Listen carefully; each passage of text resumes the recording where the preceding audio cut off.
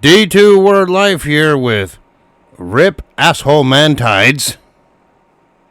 I warned you, you son of a bitch.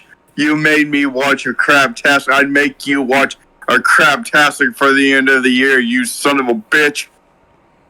And yeah, today we are reviewing Uncensored 1996. And also, furthermore, this is the last pay-per-view review we're going to be doing of the year. We'll resume our reviews in 2 weeks after New Year's. 2 or 3 weeks after New Year's from that time recording. Yeah, and this event took place on March 24th, 1996 in Tupelo, Mississippi at the Tupelo Coliseum with an attendance 33,000 people. Nope, that was stretched out. There was only freaking 9,000 unfortunate people who probably wish they were at WrestleMania 12 a week later. Not that show was anything to write off, but that show was better than this one. We'll review that whenever we get to it. And of course, this was the crappy WCW event that was headlined by that Doomsday Cage match. I think that crappy match is the reason why you had me review this. And that would be correct. And yes, I've seen this event before. We did this one for the review. Why'd I even do that? This is the reason why. This event was one of the reasons why I'm like, I ain't doing the Monday Night War shit. Fuck this crap. And this was before NWO, so we didn't even have that to look forward to. They wouldn't come until literally 4-5 months later. 4.5 months later. Exactly. So yeah, we got the opening video package for this event, and Tony Schiavone, Bobby Heenan, and Dusty Rhodes were the commentators for this event. And they were pretty much running down the rest of the card, advertising the event at the start, with some of the matches going down on this event. And the first match of the night was Conan defending the WCW United States Championship against Eddie Guerrero. And before anything, what the fuck was Conan wearing? Well, that was his early WCW ring attire. I know he's mostly well known for wearing like street clothes in the ring later on during his NWO days and his Latino World Order days. Right. Yeah. But attire aside, this was a good match, and we'll talk about that here in a minute. Of course, this was young Eddie Guerrero. He still had the, spandex tights on and everything else.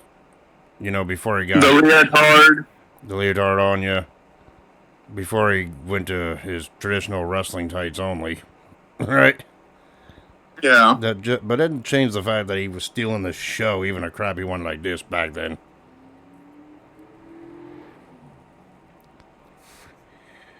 And God, anyway, it's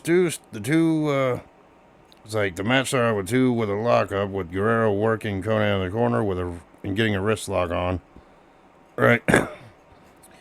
Yeah. And Conan fought out of it and put Guerrero in an armbar and kept it locked in as Guerrero tried to get up to his feet. These two had great chemistry, by the way.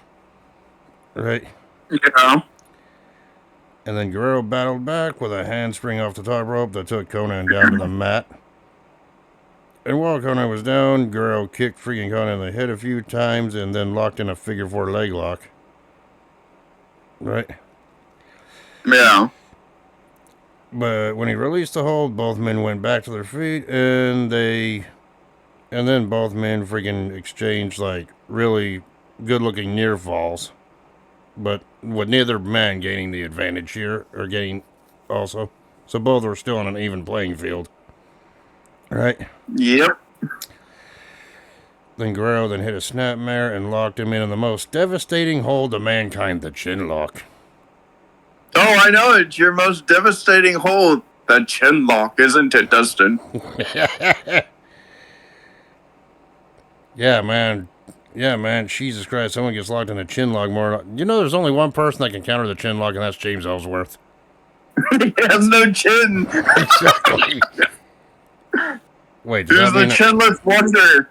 Wait, does that mean a sweet chin music from Shawn Michaels won't affect him either? These are questions I need an answer to. It's no chin music. No, Jimmy. God. Anyway, back to topic here. Conan reversed out of the chin lock, and actually hit and actually freaking reversed the chin lock into a leg lock, and pretty much had the advantage over Guerrero at this point. Yeah, and then freaking Conan actually then locked in a Boston Crab and kept Guerrero on the mat in the submission hold. Right? Yeah. Yeah, but as soon as Guerrero got out of it, both men exchanged quick arm drags and leg sweeps. We all back and forth, you know. These two men know each other very well, right? Yeah. And then Guerrero then hit a drop kick onto Conan before lifting Conan to the top rope and hit a Frankensteiner, but only got the 2 count. Right? Yeah. Which I thought looked impressive, to be honest. Right? Yep. Yeah, then Guerrero decided to lock Conan into the camel clutch, but Conan powered out of it, sending Guerrero to the outside of the ring. Right? Yep. And then Eddie ran back into the ring because he noticed he was outside. Yeah, he ran back to the ring, and then they exchanged arm draw. It's like arm drags once again, right? And one of them actually sent Guerrero crashing onto the outside, back onto the outside. Of course, Guerrero then got back in the ring, and then Conan continued working on the arm of Guerrero and stretching out that body part and weakening the arm up. Right? Yeah. Of course, Guerrero did manage to fight out of that hold, and then he hit another arm drag, which this time sent Conan on the outside. I swear to God, if you had to take a shot for every time you've seen an arm drag before in this match, you'd be going to the hospital. No, there's only a couple arm drags. There was like a bunch of them back and forth. He'd probably be drunk at best. Right? Well, not me. Probably you. Of course, you had to take a shot for every time freaking you seen a Scott Steiner suplex on the Triple H back at the 2003 Rumble. You'd be going to the hospital. That's for damn sure. It was suplex. But that's off topic. We already reviewed that shitty event. Of course, with Conan on the outside, Guerrero got up onto the top rope, but didn't go to the outside. Conan actually got back in and did a monkey flip, but Guerrero landed on his feet. Nice way to counter that, right? Yep. Yeah, and then Guerrero then hit a head scissors on Conan, which sent him back on the outside. Then Guerrero followed him out to the outside with a splash, right? Yeah. And then Guerrero rolled Conan back in because Guerrero knew you can't win the championship via countout, right? Yep. So I rolled him back in the ring and hit a splash from the apron, but Conan got his foot on the ropes during the pinfall attempt, right? Yep. And then Guerrero then freaking hit a freaking headlock with his legs around Conan, but Conan fought out of it and put Guerrero into another submission of his own. Yep. Of course, Conan eventually broke that up and then hit a German suplex and then he goes for a second German suplex, but Guerrero then rolled him up for a near fall or another 2 count. This was back and forth. No one had the advantage for very long here. Uh-huh. Yeah, and then Guerrero then hit a Hurricane Rana, but also another 2 count. And then Conan got back up to his feet and hit a crucifix powerbomb on Guerrero, but Guerrero once again kicks out too, so it was back and forth near the end stretch here. Right? Yeah. Oh yeah, the crucifix powerbomb I thought was good. good. It's like, oh, good. And your fact, like, Guerrero kicked out of it. Well, after this long, I'm just like, that's impressive. Right? Yeah. It's like Conan went up to the top. Conan at this point getting frustrated actually went up to the top rope, but Guerrero followed him and shoved him off onto the outside. Once again. Right? Yeah. Yeah, and then Conan freaking came through the ropes with a suicide dive. And then tried to suplex Guerrero back in, but Guerrero slipped out of it. Guerrero then hit. Yeah, then Guerrero hit some muffins on Conan, but Conan took him out with a clothesline, so Conan was in control at this point. Right? Yep. So Conan once again went back up to the top, but Guerrero freaking got up and hit. So he got up right up behind him and hit a superplex from the top rope. And then he covered Conan, but Conan got his shoulder up once again at the 2 count again. A lot of near falls in this opening contest. Yeah. Of course, Guerrero then went up to the top again, but ends up Guerrero then went up to the top rope again, but ends up rolling Conan up for a 2 count again, and then Conan threw him into the ropes, which Eddie Guerrero reversed it, and then Eddie went to go hit another move, and came down on Conan's head. Essentially, Eddie gave himself a low blow due to a botch spot, Yeah. or whatever you want to call him. So unintentionally, Conan was he went for that leapfrog move that he normally did, yeah. but he kind of headbutted his nuts in Conan's face. So technically, Eddie was a dick to his own Guerreros. Yes. You could say that. Which took Guerrero out, and Conan covered him for the 3 count to retain the championship. So Conan successfully defended the U.S. Championship in the only championship match of the night on this pay-per-view. So, your thoughts on this opening contest? It was good. Was it best for Conan and Eddie match? That would have to be up to the viewers to decide, but it was decent. In my opinion, they had better, but for a crap show like this, It wasn't their best. It was decent. But for a show like as crappy as this one, it might as well be contested for match of the night. I thought it was good. I thought it was a good way to open this show up. Yeah. And I know Conan was young in his career in WCW, and so was Eddie at the time. This was before they became the veterans that they would become in the following year, in the later years. Yeah. But I still thought it was a good effort between these 2 men and a good way to open up this show. Right? Yeah. Of course, after the match, Conan helped Guerrero up to his feet, but Guerrero pushed him away, and they argue about the unintentional low blow. Right? Yeah. Of course, next, we go backstage where legendary Mean Gene Okerlund was back there, talking about the WCW hotline. And then they showed the Giant, a.k.a. Paul White, a.k.a. The Big Show, typing on a computer. Right? Yeah. Saying you can chat with him live as the show goes on, right? Yep. And this was back when they were when computerized stuff and technology was starting to get over. You gotta think this was 1996. Nowadays, something similar to that would just be Instagram posts, where the fans can interact.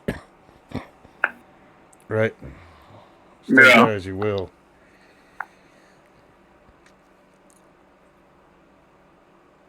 Yeah, and then freaking Cole Robert Parker and Dick Slater joined Gene, and Parker said that Gene should have some gratitude for all he has done. And he said he is fighting a woman tonight for everybody that ever wanted to. I'm like, I never wanted to. Right? And Yeah. He says he's going to face a woman because no one has the guts to do it. And then Slater grabs the mic and says that every man should love the Colonel now. Ugh. I'm sorry, but there's only one colonel in a white suit that we actually like, and that's Colonel Sanders. Yeah. That is not involved with the army whatsoever, by the way. No disrespect to them at all. No. Am I right? Yeah. I'm trying to say my own. Yeah, I don't want any heat for that one. Everyone knew what I meant. Yes, you want to be like Colonel Sanders. My old man looks like Colonel Sanders, so that's possibly what I'm going to look like when I'm 50-something. Can only imagine if I'm still doing videos by the time I'm 50, you'll just be like, yep, Riptid's here along with Colonel Sanders. I'd be like, hey, shut up. No, it'd be D2 Colonel Sanders. D2 Sanders. Yeah, you'd probably be saying that at that point. Right? Is D2 Sanders there? God.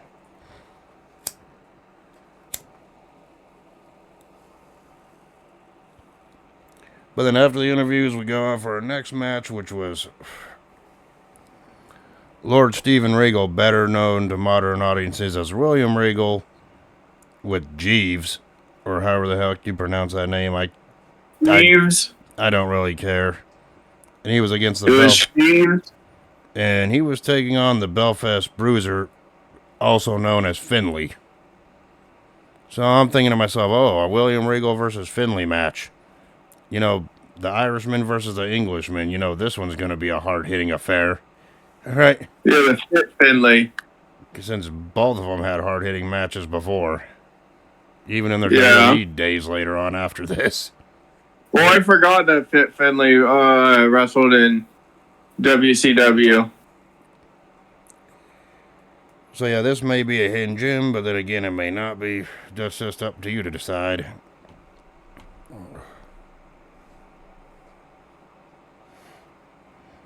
Oh yeah, and I would like to point this out. On commentary, Dusty Rhodes called Jives Chives.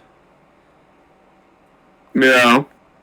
But I'm just like, I don't give a crap what his name is. I don't give a crap what his name is. I'll probably freaking butcher the heck out of it too.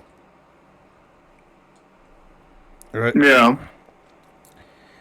And we all know your favorite manager was Chives anyway. No, that was yours. Anyway, this match started off quickly, as we all thought it probably would have, with Finlay knocking Regal down to the mat with a hard shot. Right? Dude, it was fucking epic fight, even for Uncensored. Even for WCW, right? Yeah. But yeah, it's like Finlay worked on him in the corner, and then just unloaded on him with some shots, and then he threw Regal into the ropes, but Regal reversed it and hit a power slam and covered him for a 2 count. And then he rubs his elbow onto Finlay's nose here, right? Like hard. Yeah. Right? Finlay took back control with a punch to the midsection, and then hit a clothesline and a cover on Regal and covered him for a 2 count, right? Yep.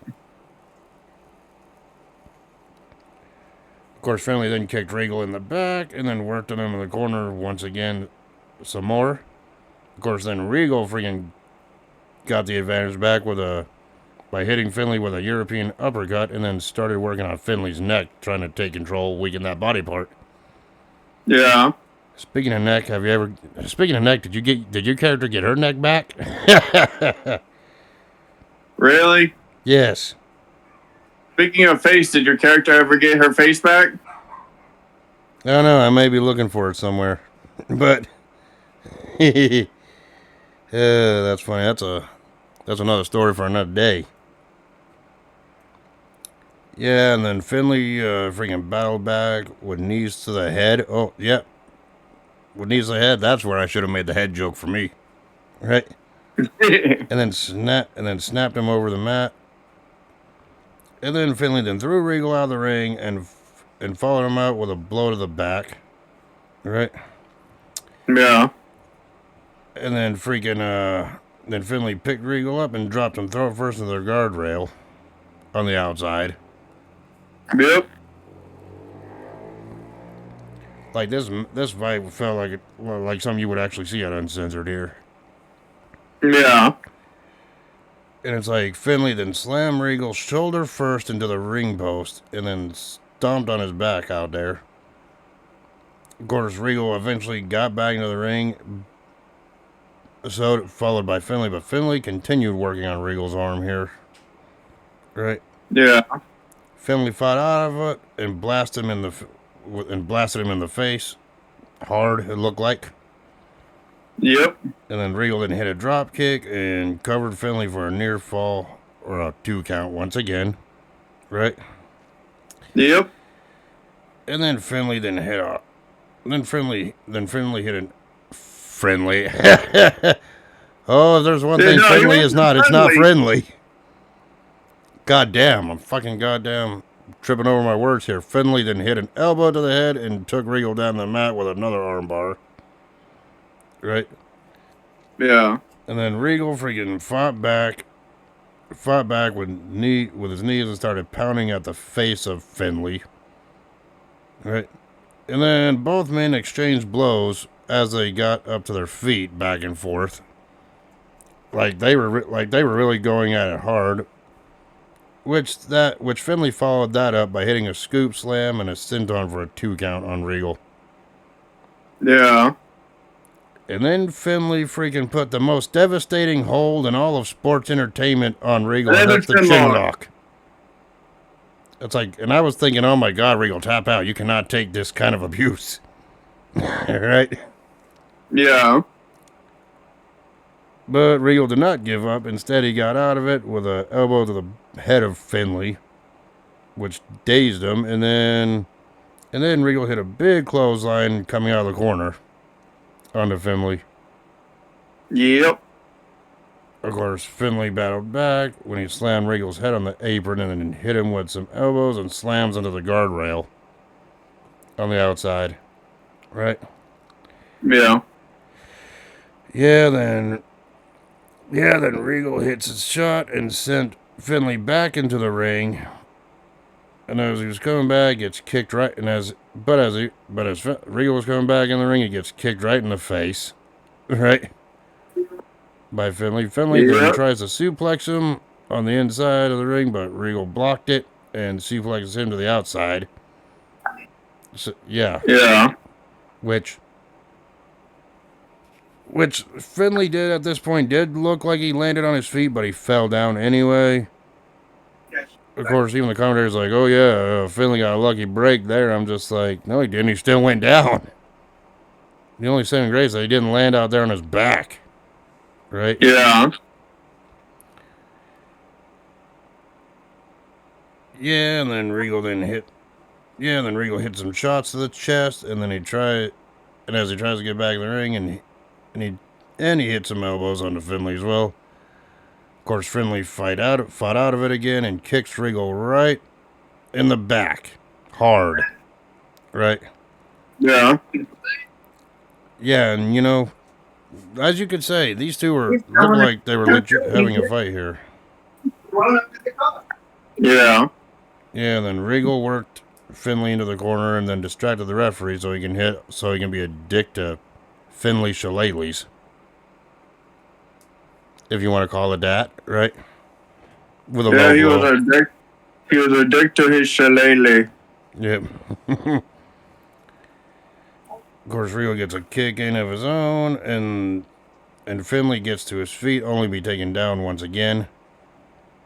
It's like Regal continued to pound on the head of Finley, but Finley got right back up and hit a back body drop. And then the Bruiser whatever. Finley freaking hit a double leg takedown, and Regal fought out of it and covered for a 2 count. Right? And then Regal, in the middle of this fight, started talking some trash to Finley. But Finley freaking punched him square in the jaw. Right in the face. Yeah, right in the jaw or face, whatever you want to call it. He got jaw jacked. Yep. Yeah, and then Finley brought Regal to the outside and slammed him onto the apron and then rolls him back in the ring. It was that freaking shot to the face punched in the face, which is why Regal was bleeding at this point, of course. This was WCW, so they were panning the camera back at a wide shot, meaning the viewers at home can't see it very clearly at this point. Of course, Finlay rolled him back in the ring and then worked him over with some shots, but Regal freaking pulled down the top rope and sent Finlay out to the floor. Both men were outside, and Finlay sent him flying into the Doomsday cage that was in the aisleway right there near the entrance for the main event. Yeah. And of course, the Blue Bloods, which were Regal's freaking partners at the time, which was David Taylor and Earl Robert Eaton, came down to the ring and attacked freaking Finlay, which resulted in a disqualification win for Finlay over Regal. Yeah. A disqualification at a show called Uncensored. Who would have thunk it? Who would have thunk that WCW was shit? Everyone. But anyway, disqualification aside, your thoughts on this match? It could have been better. I mean, I thought this was gonna. It's like this. Would they have better matches against each other in the future? Yeah. Was this match hard hitting for what it was before the ending kind of sucked it down? Yes. But to me, the ending to this match kind of hurt it. Should have been better? Yes. Should we? They would go on and have more intense matches shortly after this event, including for the first time ever a friggin' parking lot brawl between the two that aired on Nitro about a month or two later after this. But this match is like you don't really necessarily have to see, but you know, if you want to, you can watch it. It's hard hitting for damn sure. But to me, the disqualification kind of drug it down some. Yeah. But you know, to me, it's passable for what it was before the ending. It's pretty much what I'm saying, right? Yeah. But after the match, all four men continued brawling up the aisleway into the back. Yeah. Which only one of the Blue Bloods would tag up with William Regal in WWF. Or WWE. That was Dave Taylor. Yep. Of course, we go back to backstage where Mean Gene Okerlund was there once again, but this time interviewing the Giant and Jimmy Hart. Yeah. Of course, you eat the freaking mouth of the South. Hart. Yeah, Jimmy Hart is a legend, though, so... And he composed some of the wrestling themes that we listened to, but... Hart said he was there, says that he will prove to everyone while he is the greatest manager in history, and then Gene says that the winner of the Giants match with Loch Ness will get a shot at the WCW Championship the next night on Nitro against Ric Flair. The 700-pounder. And the Giant says that he's coming for that title and that he will destroy Loch Ness tonight to get it. Also, right?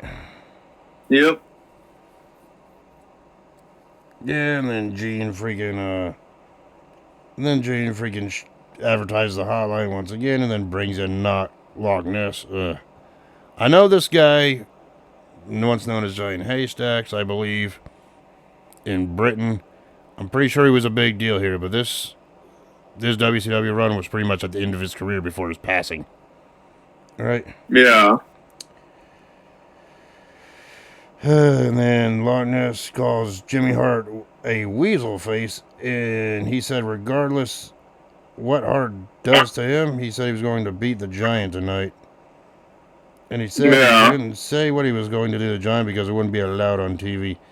Because when Loch Ness debuted in WCW, Jimmy Hart was his manager. Jimmy Hart took Loch Ness out of the cage match, which maybe friggin' Jimmy Hart was doing Loch Ness a favor here so he wouldn't be associated with that piece of shit. But his match on this show still wasn't that good. Yeah. But we'll get to that when we get to that. Speaking of matches that weren't that good, we go to the next match of the night, which was Medusa versus Cole Robert Parker. in an intergender match. It was good. Really, really. I bet you also believe that any Michael Cole match was good too. Oh, I know that. No, that's your favorite. Anyway, backstory of this one was Medusa did make her debut in December of '95. We all know she tossed the WWE Women's Championship in the trash can of Nitro, a move that she really wasn't comfortable in doing anyway. And of course, Well, it was Alondra Blaze as Medusa. yeah. And of course, Medusa crashed freaking Robert Parker's wedding with Sensational Sherry, and that's why they made this match here at Uncensored between the two. And, oh my god. Do we really have to talk about this match? Yes. After both participants made their entrances, which freaking Robert Parker looked like Colonel Sanders, not gonna damn lie about that. Right? It's like Parker started the match by locking up a couple times and ended up choking freaking Medusa in the corner, of course. Medusa freaking got the advantage over him by over the mat with an arm drag. And then both of them freaking got up back to their feet, and then Parker then picked freaking Medusa up in a fire's carry, but she slips out of it and rolls him up for a 2 count. Imagine if that was a 3 count right there. That would have been a perfect great ending. But no, they had to drag it on even a little bit longer than it needed to be. And then Medusa then picked Zy Parker up for a scoop slam and sent him down, and then scoop slammed him down to the mat. Parker then went to the outside, and he was met by Dick Slayer. And then he gives Parker a prep talk and got him back in the ring. Parker then went back in the ring, slams her down with a choke, and goes for an elbow, but she rolls out of the way. And then freaking Medusa hit a couple drop kicks, and then Medusa then climbed to the top rope and hit a splash on the outside. And Parker actually caught her this time. They got back in the ring. And when they got back in the ring afterwards, Medusa hit a German suplex and tried to cover him, but Slayer pulls her leg out, and then Parker covered her to get the win. That was it. What's wrong?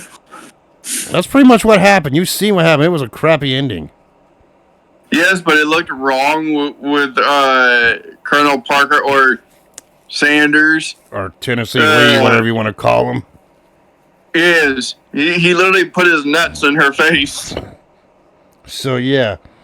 Medusa lost to the almighty teabag. So, yeah, Medusa lost to the almighty teabag. This match, shit. Match, funny as hell. It was shit. It was funny as fuck. But then again, we would see a match worse than this that was like 10 times the length of this. Yeah, match shit. It was the Disco Inferno. Yeah, match shit. I never want to talk about this again. Never want to see this match again. It was crap. It belongs in the trash. It belongs to the Hall of Fame.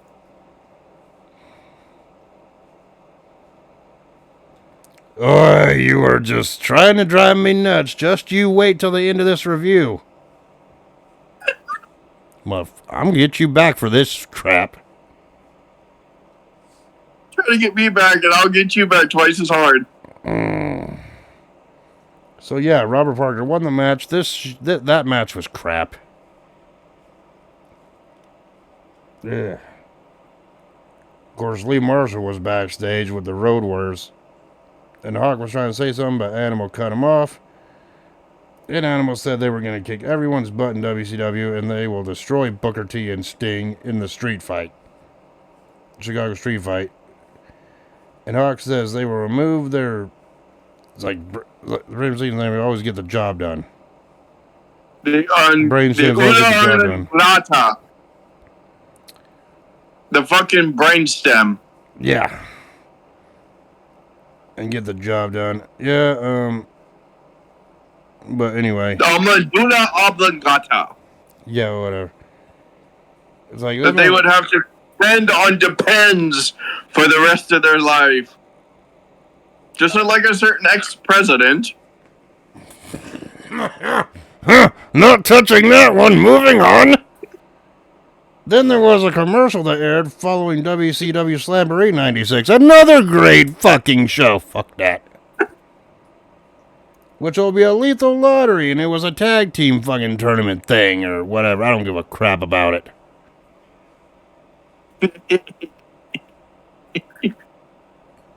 You make me fucking review that, you're gonna rue the day. Bunch of tag team matches. I wanted to see a bunch of tag team matches. I'd watch a Survivor Series, thank you. That's essentially what it was with Survivor Series. Of course, we go to the next match of the night, which I hate to say it probably was the best match of the night. And that was Diamond Dallas Page, because Diamond Dallas Page doesn't really have that many bad matches. We have Diamond Dallas Page taking on the Asshole Man. It's the Booty Man. The Booty Man, Asshole Man, fucking the goddamn Zodiac, fucking Brutus Beefcake, Ed Leslie, whatever you want to call him. That's who DDP was facing tonight, and of course, the Booty Man was accompanied to had the fucking Kimberly Page in his corner. No, she wasn't. She didn't come out until later in the match. Well, I'm just saying. She came out later in the match. Girl. She was known as a Booty Babe, but everyone knows she was freaking Kimberly Page, DDP's real-life wife and former manager at this point. Yeah, she was the Diamond Girl, and then she was. Then she became the Booty Girl. Yep. Yeah, and this match was unbeknownst to a lot of people, DDP and Kimberly Page, they were dating at this time as well. Yeah, and then this was billed as an I Quit wrestling match, which only applied to DDP. If DDP lost this match, he would quit wrestling, and yeah, I'm using that with air quotes. However, if DDP would win this match, he would get Kimberly back plus that money. Plus the $6.6 million back in storyline. Of course, the only reason freaking Booty Man has this match is because at Super Bowl, Johnny B. Bad beat DDP to keep the services of Kimberly and win that $6.6 million of DDP's money. But the reason this isn't a rematch between the two is because, well, it was at this point Johnny B. Bad left and signed a contract with the WWE. He would become Mark Marrow, as we all know. Yeah, because he's like, oh, I can't. He can't play where the big boys are or whatever. Yeah, and then Booty Man actually freaking started being managed by Kimberly Page, and pretty much Booty Man pretty much started feuding with DDP, taking Johnny B. Bad's place here. Yep. The Booty Man, Asshole Man, what the hell? There's only one ass man that people have respect for, and that's Billy Gunn. Sorry. You mean daddy ass? Huh. Sorry, Ed Leslie is no Billy Gunn. Well, this was before Billy Gunn. Well, technically, Billy Gunn was wrestling in WWE at this point, but this was before his Mr. Ass gimmick, a couple years before the Mr. Ass gimmick. Yeah, he was with the smoking guns, but this is before Billy Gunn broke up. This is basically the gimmick before his Mr. Ass. Yeah. The Booty Man! Yeah. One of your favorite WCW wrestlers, just sitting right beside your favorite, Glacier. I think it was around this time period on Nitro they started advertising Glacier's debut in WWE. We all know how that turned out. He wouldn't debut for another 8 months. You mean WCW? Or WCW, whatever, that freaking Sub-Zero ripoff. But we ain't talking about Glacier right now. We could literally... It's like, oh yeah, we could talk about a whole career retrospective on Glacier. We'll record that tomorrow and then not upload it for another 2 years. If you get the joke, then you get the joke. Right? Yes.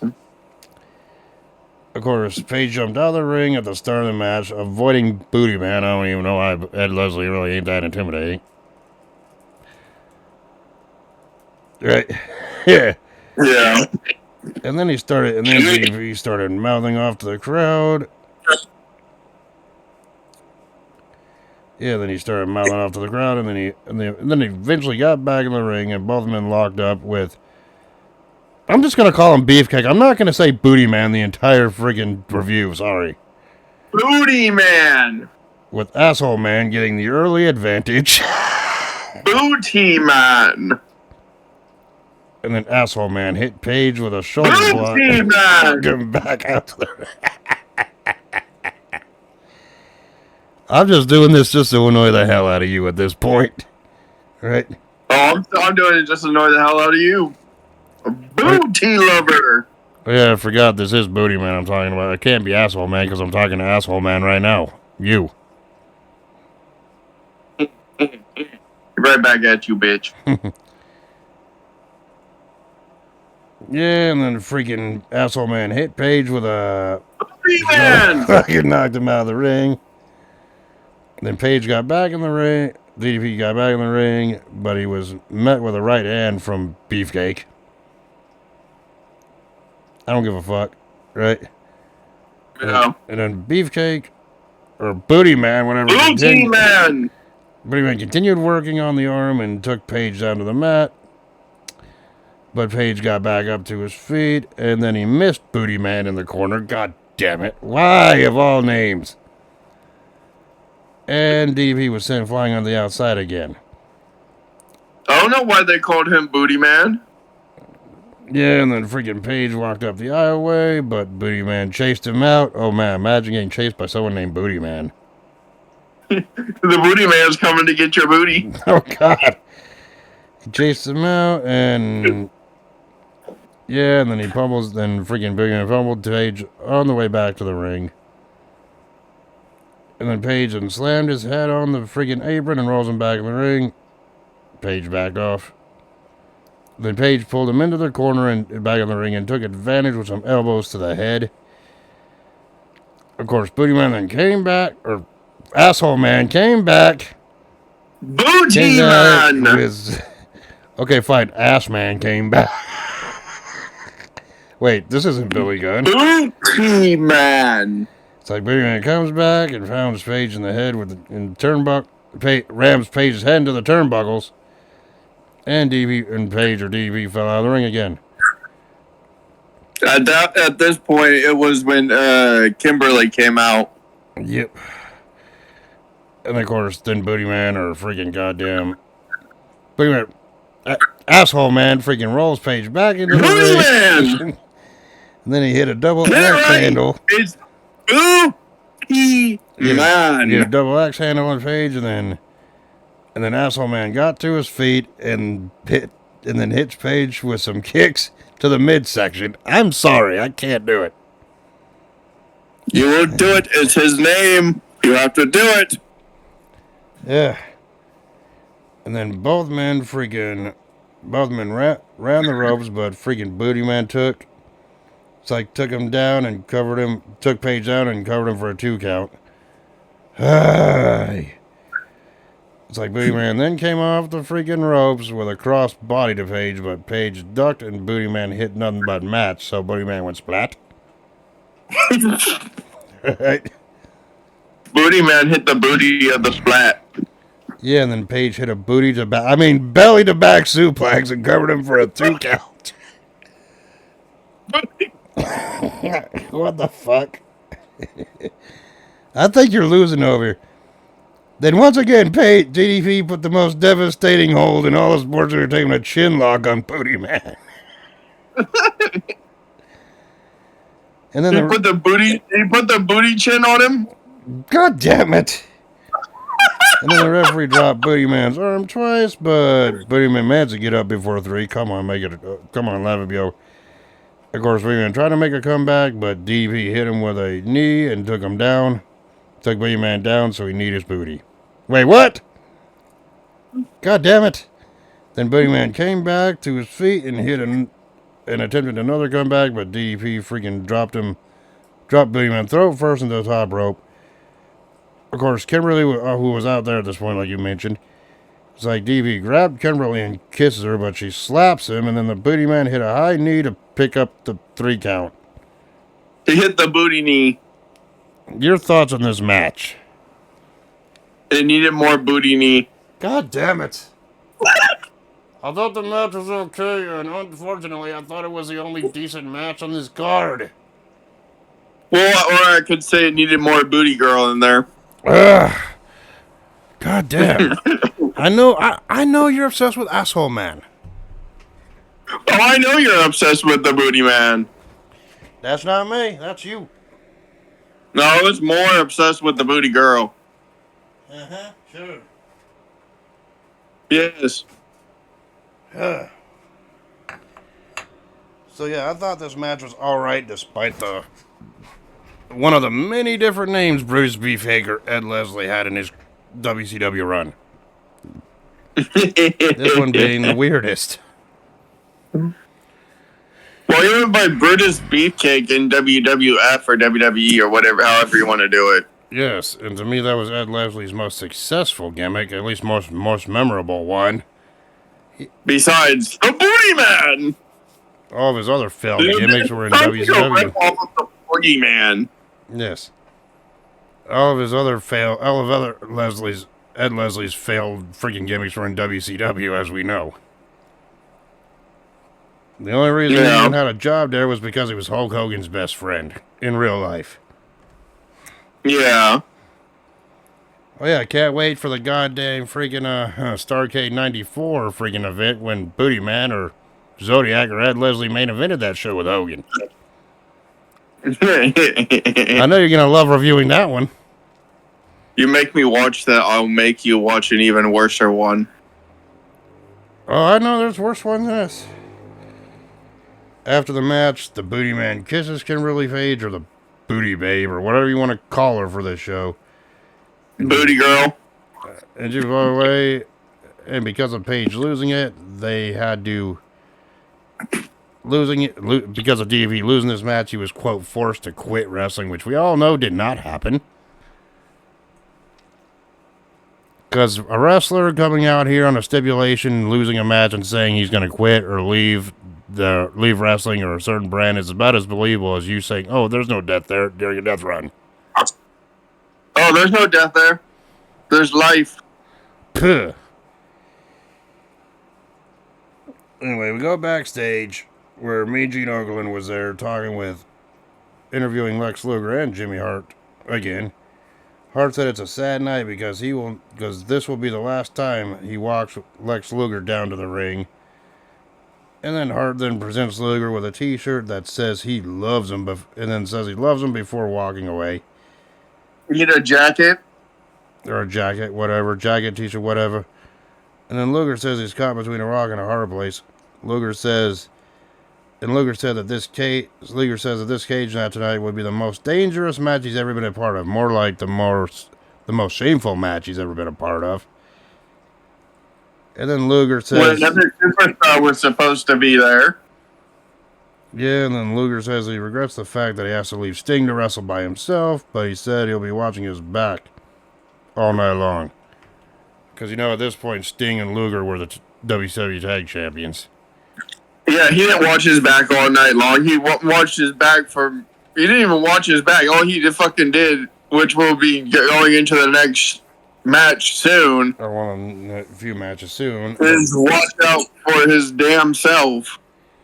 Yep.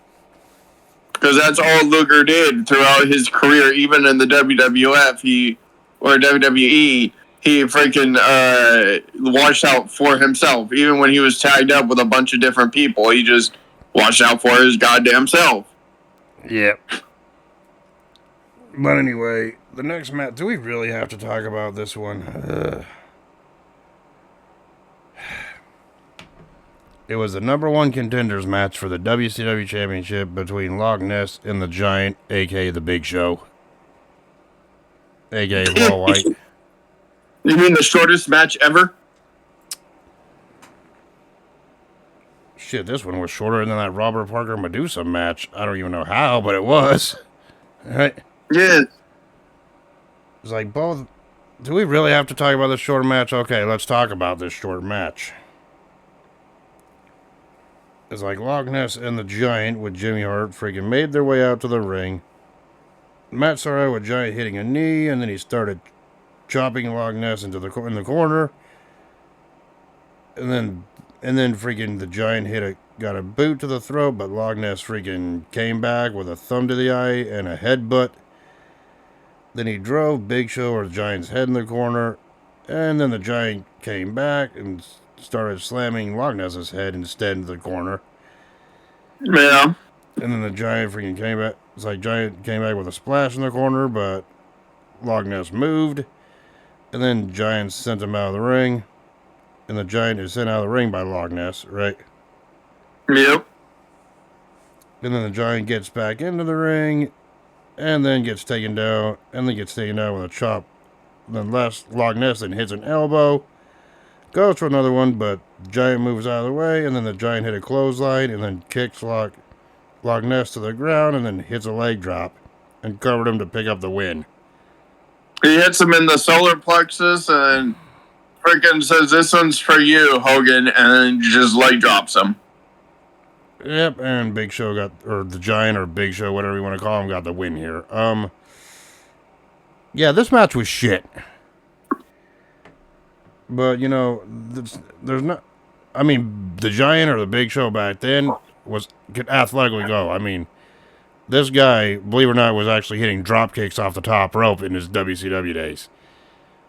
Loch Ness, however, he was at the end of his career, end of his life. He was limited in what he could do. And so that's why the match was kept short. Yeah. And I think Loch Ness was like 500 to 600 pounds at this point. He was 700 pounds. Or 700 pounds. He really couldn't do much. So pretty much Loch Ness was at the end of his career, almost the end of his life, when the Giant or Paul White was starting his career up. Yep. It's hard to believe Paul White still wrestles as of 2024, the year of recording this video. No, he doesn't. He doesn't wrestle anymore. He just freaking manages. Okay, he ROH occasionally does it when he wants to, but other than that, he just does a managerial role. Yep. So yeah, that match, shit. Just like the freaking Medusa match, that one was crap too.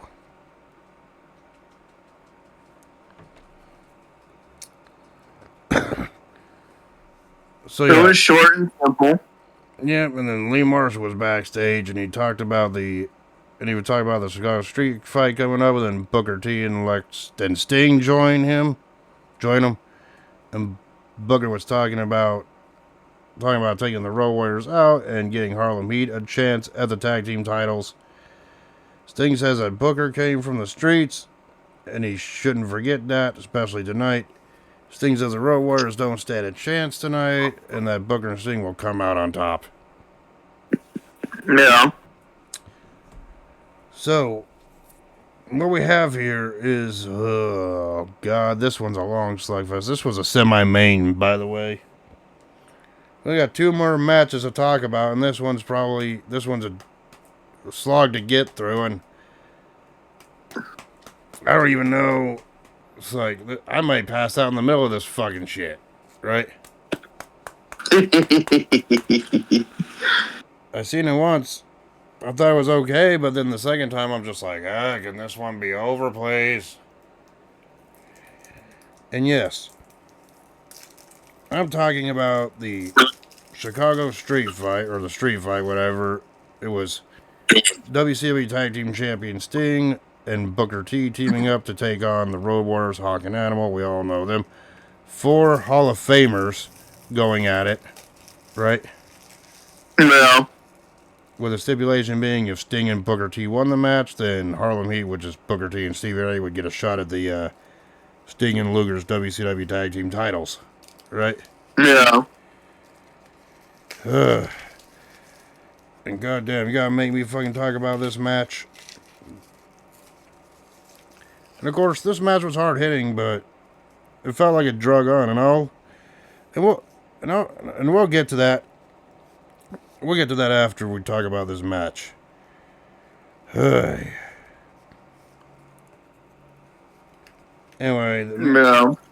Road Warriors came out, got a massive pop like they always do, right? Yep. And Sting and Booker T came out. Sting, at this point, was still Surfer Sting, right? But he did have the black hair, so it kind of was a little hint of what was to come, right? Yeah.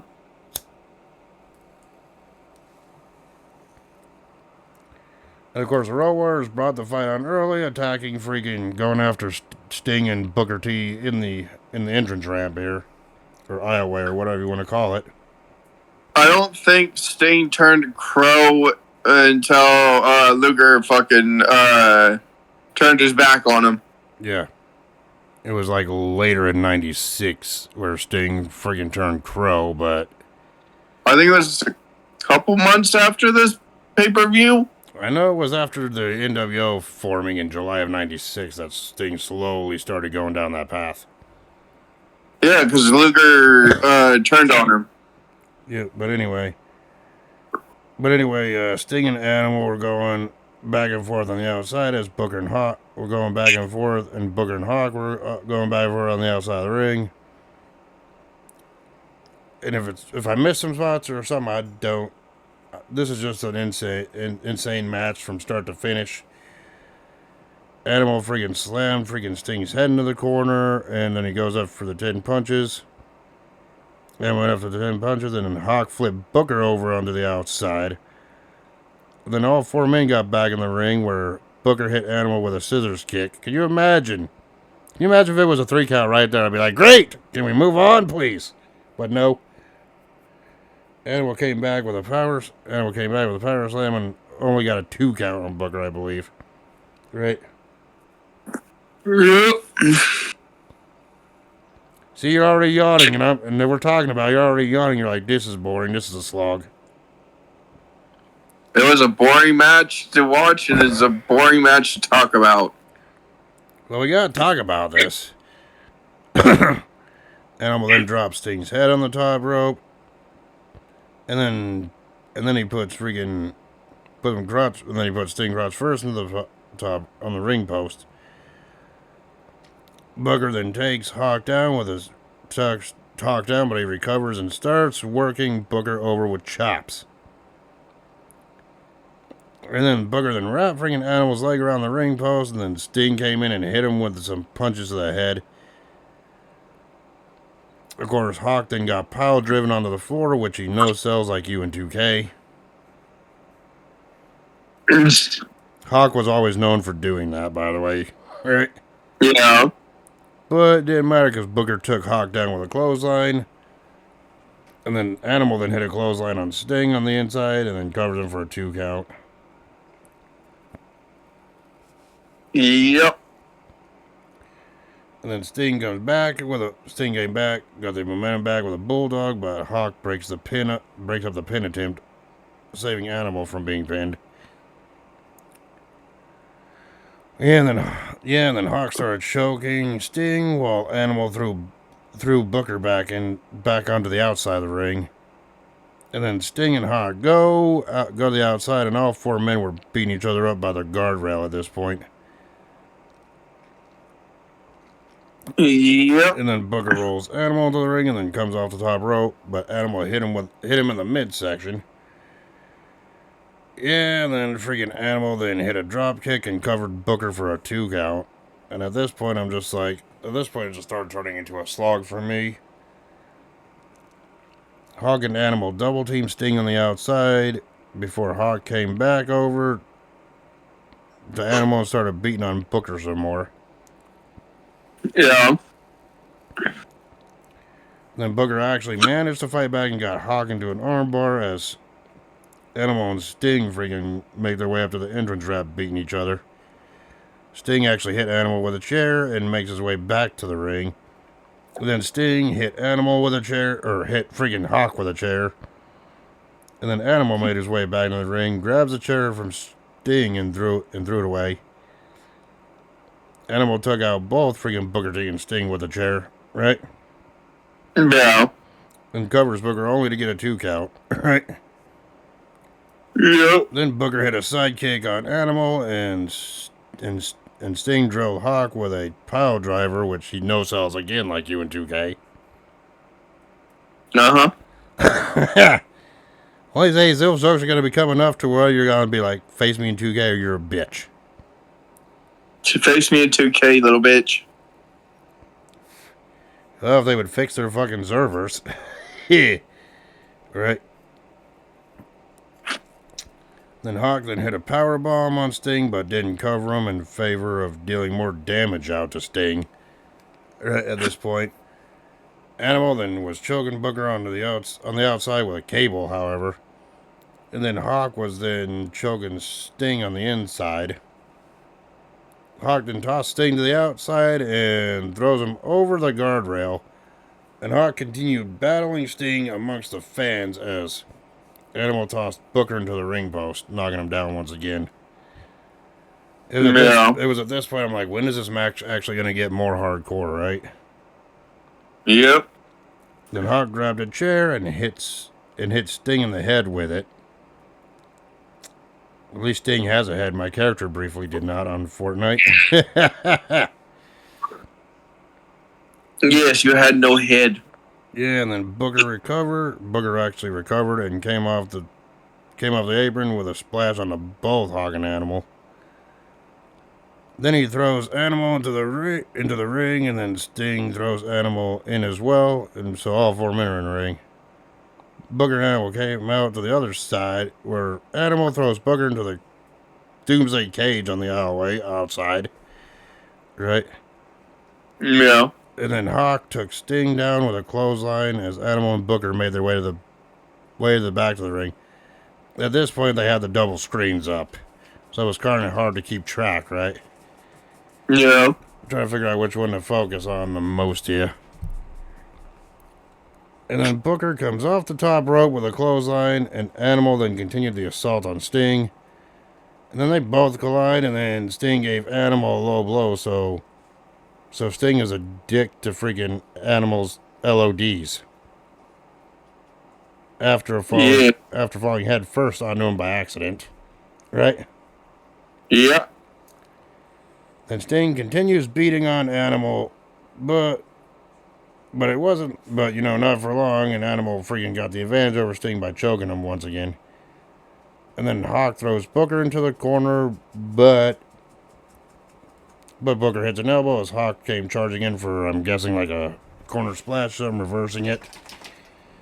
Sting went up to the top rope and then came off with a splash, but Animal moved out of the way, so Sting ain't nothing but canvas. Yeah. Then Hawk goes up to the top, but Booker catches him with a drop kick on the way down, colliding in midair. That looked like a good spot, right? Yep. Yeah, and then Animal freaking hit a stiff uppercut to Booker, and Animal continued to pound on Booker in the corner. Then Booker then goes up, then Booker freaking came back and went up to the top rope with a flash, but hits nothing but ring canvas. And Animal starts beating him down once again. Alright? Yep. And then Sting and Booker exchange blows in the ring as Booker T and Sting double team Hawk to take him down. And they both hit suplexes on both members of LOD on Hawk and Animal, and then Animal came back with a freaking suplex of his own. At this point, I'm just like, okay, this is dragging out. Will this match end? Right? Right. No, it will not end. Yeah, and then Booker chopped. Then Booker chops Animal on the outside, and then goes for a Harlem sidekick, but Animal ducks, and he hits on top rope, and he hits the top rope, right? Yep. And then Hawk came off the top rope with a clothesline, but both men are freaking down and out at this point. Then Sting threw Animal into the guardrail as Booker took Hawk back down to the ring. And then freaking Booker locks Hawk in a camel clutch as and then Sting freaking pulls Animal onto the outside, thus preventing Animal from breaking up the hold. Right? Yeah. Then Hawk fights out of it. Hawk fights out of the submission hold and kicks Booker in the chest, putting Booker down. Sting then hit a scoop, slam, and an elbow into the ring on the Animal. Right? Climbs up the top, Yep. but Animal reverses the crossbody into a power slam for a 2 count. And I'm thinking, oh god, let it fucking end, please. We still got one more Abomination main event to go. Right? Then Animal then pins Sting to the mat, but also got a 2 count. Right? Yep. Yeah, and they took each other out with, yeah, and then Sting and Animal took each other out with double clotheslines. And Booker was trying to fight, and Booker was taking the fight to freaking Hawk on the outside. And then Hawk hit Booker in the ring with a clothesline, but Booker came back with a Harlem sidekick, putting Hawk down, right? Animal charges in. Animal then charged in to hit Sting, but Sting rolls out of the way and he hits the post instead on the outside. And then freaking Sting then grabs a chair and starts wearing Animal out with it by smacking Animal repeatedly with it. And then Hawk and Yeah. Animal then, of course, shortly after this, Hawk and Animal freaking double team Booker on the outside. Sting walked up the alleyway. And then Hawk hit a power slam on Booker, only got a 2 count. And then Sting came back with 2 brooms right in his hand, and then he proceeded to shove the broomsticks up both LOD members' asses. No, he didn't, but that would be more entertaining if he did. But he used them to take out both members of LOD or the Road Warriors, whatever you want to call it. Yeah. Of course, Animal did fight back when he got hold of the brooms, and then he hit Sting and Booker in the back with them. So you reap what you sow, right? Yeah. And he gives the other one to Hawk, and they continue to beat Booker up with it. And then Booker takes Animal out with a shot to the back, and then starts chugging him with part of the broom. Yeah, broom broke. Well, he busted the broom over his knee. Yes. Yep. And then Hawk came off the top rope with a splash on Sting, but Sting kicked out at 2. Animal and Booker then freaking fight all the way to the backstage area, where Booker ducks which Booker ducks and which led to Booker ducks, and Animal ended up hitting Lex Luger, who was just an innocent bystander at this point, just chilling in the back, right? Which then that prompted Luger, Jimmy Hart, Stevie Ray, and Booker T to attack freaking Animal and handcuff Animal to this support beam in the arena, right? Well, first, before that, Booker T said, "Fuck it," and it was leaving Yeah, to leave Sting behind, thinking Sting. yeah.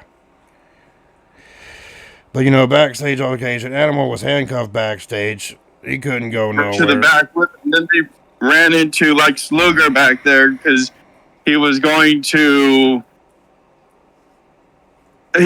oiling himself up for the match. Yeah. And then that's when Luger got hit and they were off. And then Animal got attacked, handcuffed backstage. Hawk couldn't go anywhere, right? He got attacked, got thrown into the trash can. AKA match content. Wait, what? Of course, after Animal was subdued backstage, he couldn't go anywhere. Booker came back to the ring and then goes to the top rope, but misses the Harlem Hangover on the Hawk. Of course, Hawk was trying to mount a comeback. Stevie Ray came out to the ring and hit Hawk in the back with a chair. Of course, Animal then hit Hawk with a chair. And then Animal then hit Booker in the back with a chair. And then Booker then came back to the ring and hit Hawk in the back with a chair. knocking him down, and then Booker then covered him for the win. So the winners of this match are Sting and Booker T. Your thoughts on this match? This long slugfest to get through. It was long and tiring. I seen better street fights. Hell, I even seen better street fights involving the Road Warriors. This was not one of them. I mean, all credits due. All four of these men are Hall of Famers, but this one was just a long slugfest to get through. I don't think I want to watch that match ever again either, to be honest. Yeah. But if I wanted to watch something that would help me fall asleep, this match would do the trick.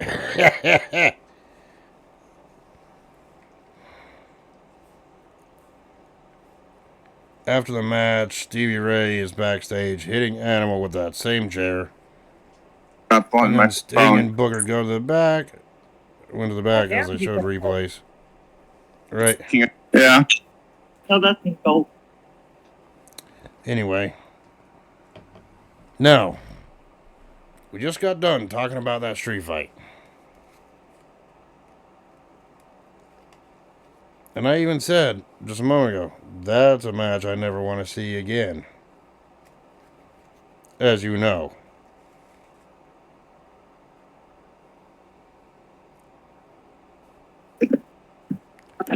Speaking of matches I never want to see again,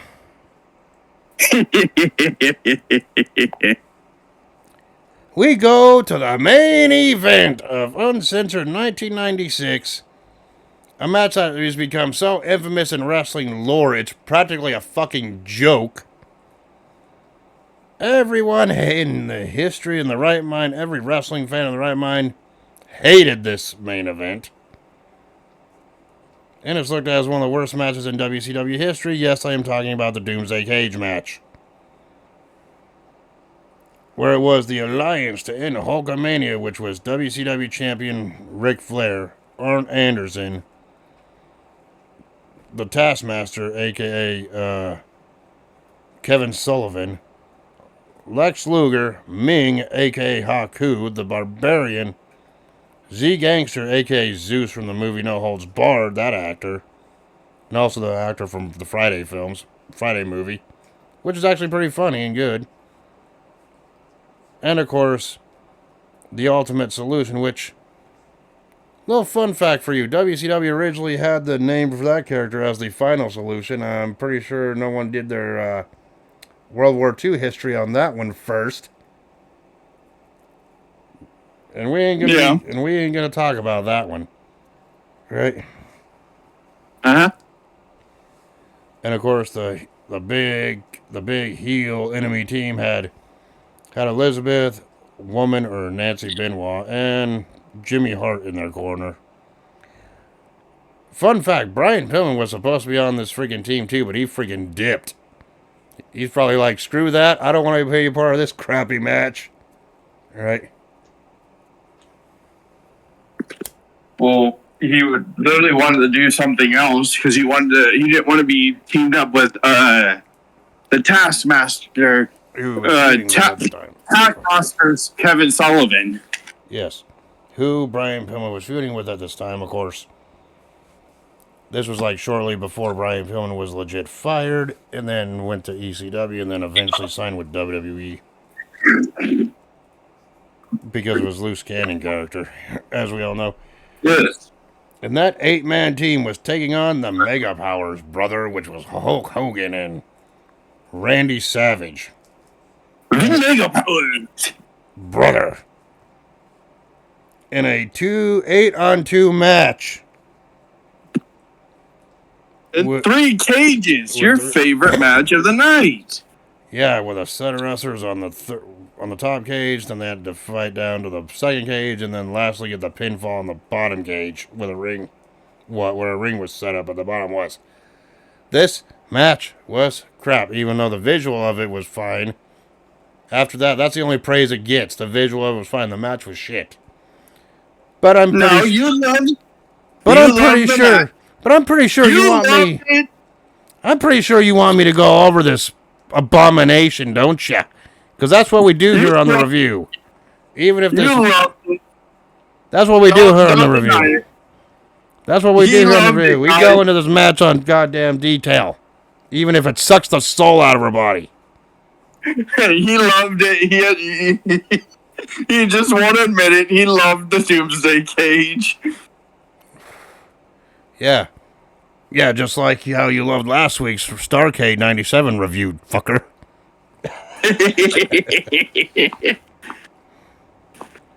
FYI, that was a normal count. That was a fast count. We ain't debating it. It's been a week. Okay.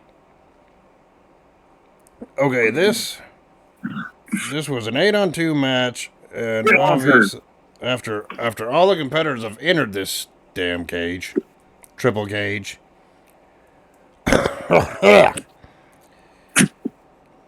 the match started on the top tier, or the top tier of the cage. Two men start at the top, then then 4 men in the middle, and then 2 men are supposed to be at the bottom.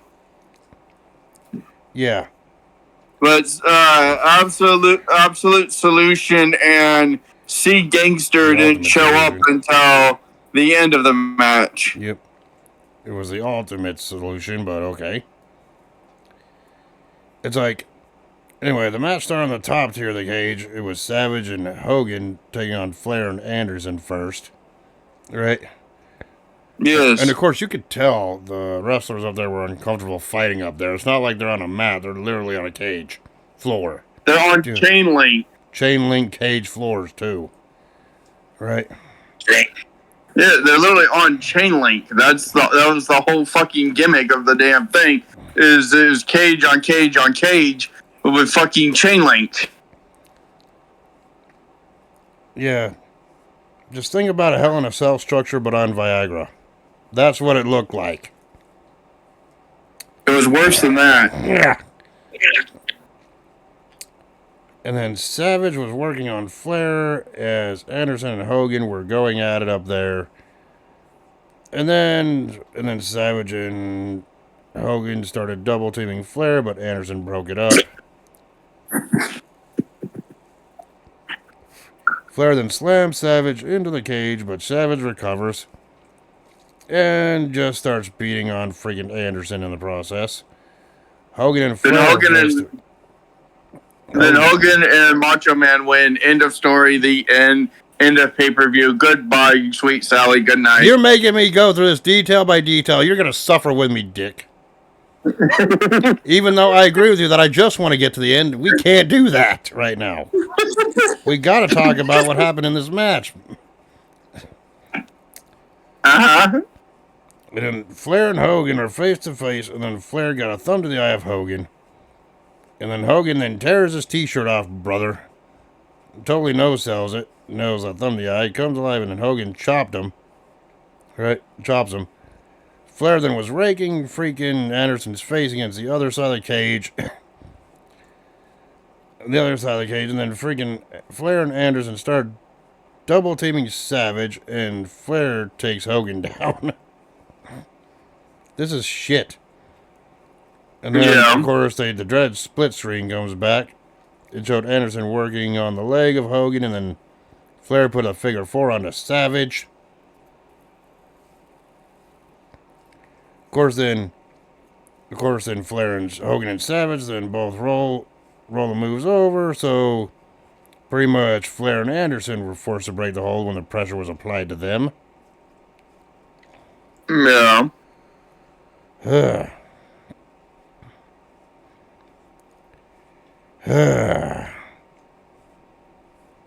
And then Hogan then makes Flair.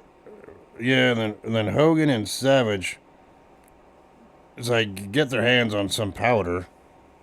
God damn, that freaking stuff was running rapid in the 90s.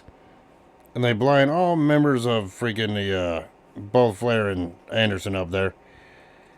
And then Hogan and Savage open up this trapdoor to get down to the second tier, where the 4 men were waiting for them. Which was, I believe, which 4 men were waiting for him. Jimmy Hart slipped a Tapmaster or something, but Hogan gets it and uses it on Taskmaster instead. The chain, right? It was Luger, Taskmaster, The Barbarian and Ming. Barbarian, and Ming, who was Haku. Yep. And then Hogan starts choking freaking Taskmaster with it, or Kevin Sullivan with it, whatever you want to call it. And then Luger and the Taskmaster started the double team on Hogan.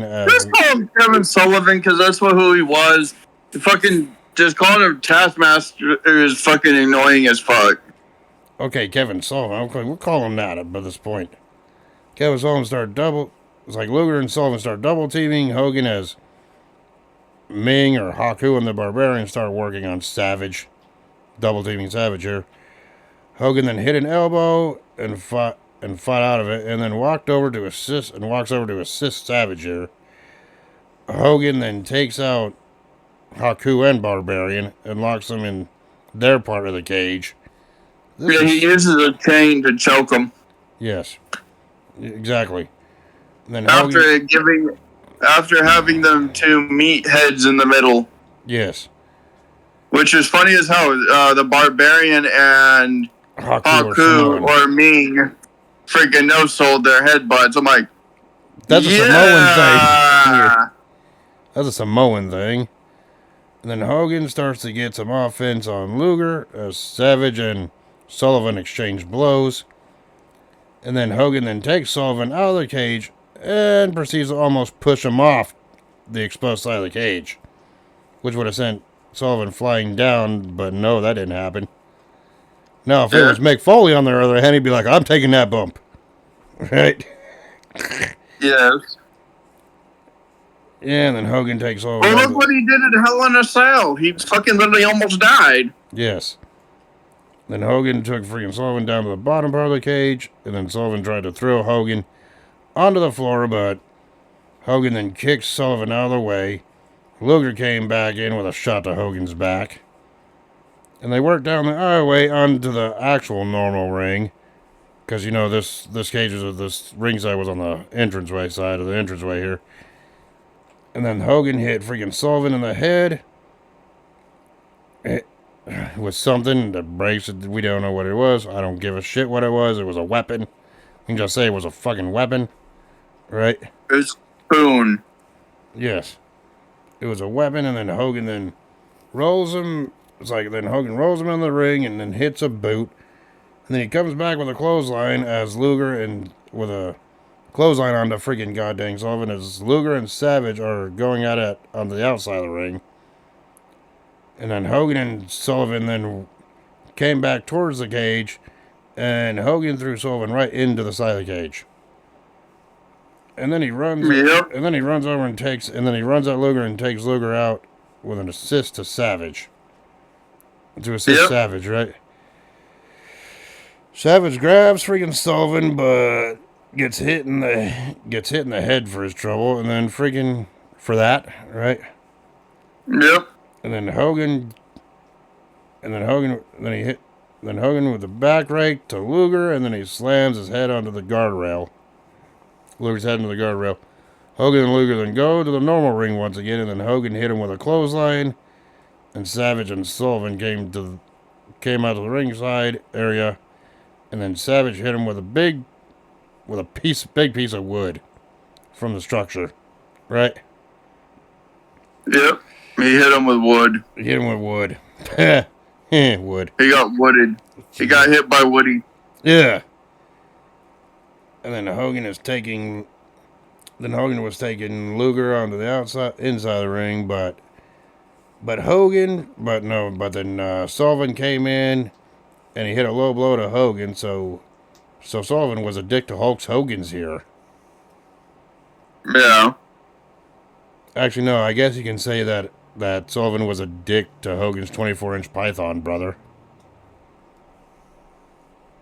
If you get that joke, you get the joke. Right? Yeah. And then and then Luger and Sullivan take Savage out, but Hogan recovered because, you know, he has dick made of steel going, brother. right? And Hogan Yep. recovers and pulls Luger onto the outside of the ring. Then Hogan hit Luger with a chair, and then Savage jumps on the outside and starts double teaming, and then they start double teaming Luger here. Shortly after that, Luger recovers and grabs a chair and takes both Hogan and Savage out with it. Yep. And then Savage and Hogan shortly made their way back up, and then throw Luger and Sullivan together, taking them both out. And then Z Gangster and the Ultimate Solution finally make their way out, and then the match could resume in the ring portion, bottom cage portion, right? And then they work him back into the cage before, and threw him into the bottom ring right there, the ring where the bottom cage is. And then Hogan and the Ultimate Solution are in the ring, but Gangster and Savage were right behind him, right? And then Solution was throwing Hogan all over the ring as Gangster was taking Savage out on the other side of the ring. And then Hogan and Savage both started making their comeback to take the both men out. Savage comes off the top rope, but Gangster catches him into a bear hug, considering Gangster's limited. He's really an actor, not a wrestler, right? Yeah. And then Hogan then came in to make the save, but that only made Zeus or Z Gangster upset. So Gangster grabbed him by the throat and took Hogan down to the mat in that chokehold. And then the Solution slammed freaking Savage down, but Savage came back, got up the top rope, but got caught and goes out to the mat, went back down to the mat. Arn Anderson and Flair finally escaped their cage. They were supposed to be eliminated, but whatever. This was WCW. Who the hell cares anymore, right? Right? Well, they escaped 2 cages. So yeah, it was 4-on-2 on the bottom cage. Hogan and Savage were getting quadruple teamed by all 4 men. And then the booty man, or the asshole man, came out to the ring and gave some powder and a frying pan to both Hogan and Savage, which allowed them to freaking fight back and clean house, as they say, right? Yep. Then Luger gets back up to the fray and takes Savage out from behind. And then Luger put on this weighted glove. Flair, and went to go hit Hogan on it because Hogan was being propped up by Flair. Hogan moved out of the way. It was Savage that was going to get. Or Savage that was going to get it. Propped up. But, okay, Savage being propped up. He went to go hit Savage with it. Savage got out of the way, but I don't know if Luger was supposed to hit him right away or if this was some kind of story they were doing, but it looked like Luger freaking hesitated and then took out Flair anyway. Technically, he was supposed to stop, but he just decided to hit Flair anyways with the loaded glove. And said, screw it, this match sucks, I want it to end. Well, essentially, yes, which led and Savage, here's the awkward they were part. all fucking confused. They were all confused. Luger was down. They were all confused. Hogan and Savage went to leave the cage, only for Hogan to be like, go back in and pin him right now. No, fucking Savage was literally like, fuck this. I went back into the ring, pinned Flair for the win. Flair, and won and fucking crawled right back out. Yes. So, technically, Savage and Hogan won this match. This match was shit. And confusing. This match was his favorite match of the night. This match was crap, bro. And that was a main event to this shitty pay-per-view. You liked it. And then, of course, after the match, the Alliance was arguing into the ring, and the announcers were talking about trying to find out why Luger hit Flair instead of Savage. He is lived out by Hogan winning once again. Whatever. I don't give a shit. Show goes off air in credits. Yeah. So now that being done, now that we reviewed this freaking goddamn crap show, let's go to what I call, obviously, our favorite portion of the review, which is our rating system here for each dang match. No, seriously, I actually like freaking talking about the ratings here that we do for every show.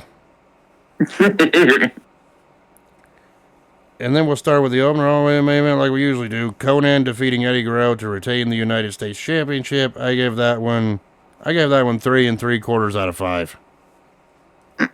4.5. All right. The Belfast Bruiser, Fit Finlay, defeating Steven Regal by disqualification in that brawl. The DQ really hurt it for me, so instead of 4, I gave it 3.5 out of 5.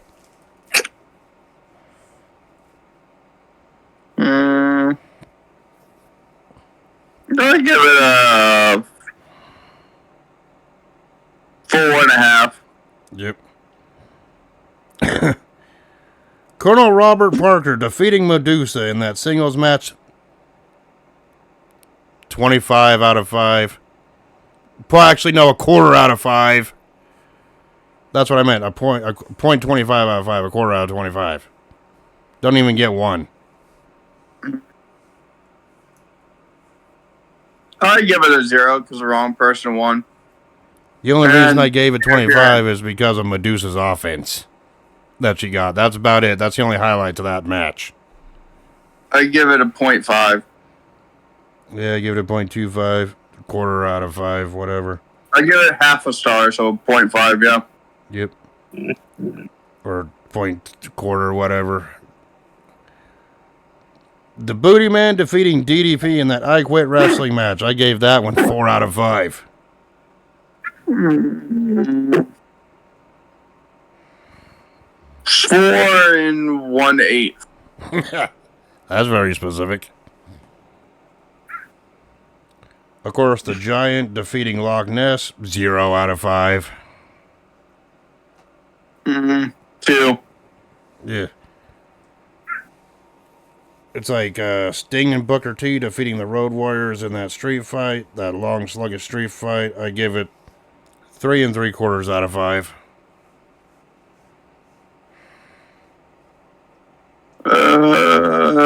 4. You slightly enjoyed the snooze fest more than I did. And of course, Hogan and Savage defeating 8 other opponents in that Doomsday Cage match. 1 out of 5. 5. And 1 is only because of the visual of the fucking cage. 5. My overall final grade for Uncensored 1996 is a fucking D.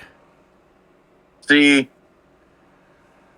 I give it a D. If there's any match that I would request, well, honestly, I would not recommend any of these matches, honestly, but if you wanted to go and just see one, either see the DDP and Booty Man match or just see the freaking street fight if you can stay awake that long to watch it. Other than that, you really don't need to see any of this show.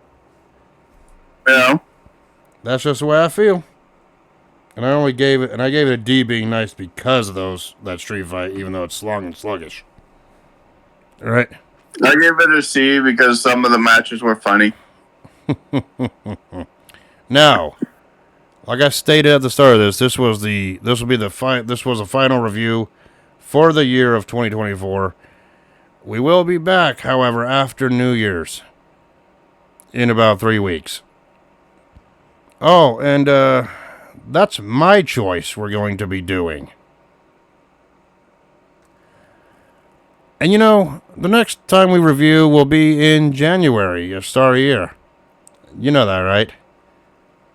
Yeah. And what is one event that we can think of, that's associated with the month of January? Rumble. Yeah, the Rumble. So I figured we can start out the year just fine, buddy. So the first freaking review we are going to be doing for 2025 is the 2015 Royal Rumble event.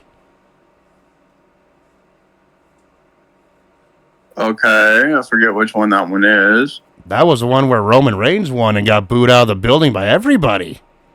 Oh, fuck you. And it was the start of the Roman Reigns push that was rejected by everyone for 5 years. I Fuck you for making me watch that, you son of a bitch. Oh, we know it's your favorite Rumble. No, it ain't. Of course, that one did have the only good match on that card was that triple threat between Brock, Seth Rollins, and Cena. Other than that, I really don't know much. I really don't remember much of any of it, and I know the Rumble match sucked. So we'll see how that all pans out after New Year's in about 3 weeks. Uh-huh. See, I told you I'd get you back for this. So yeah, until then, we will talk to y'all later. Peace. Deuces.